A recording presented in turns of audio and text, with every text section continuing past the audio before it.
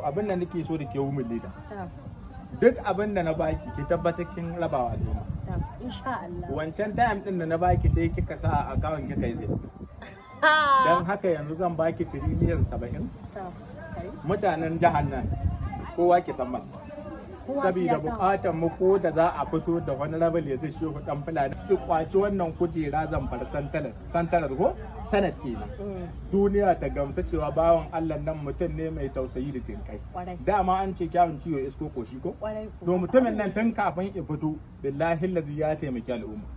duk wanda ki gam kumatansa sun tashi a jihar Zamfara to honorable Yazid ne billahi lazi ba dan honorable Yazid ba da yanzu Zamfara duk wanda ki gani idan za a aza sigara a kansa sai wuta ta tashi subhanallah saboda yunwa da zafin kai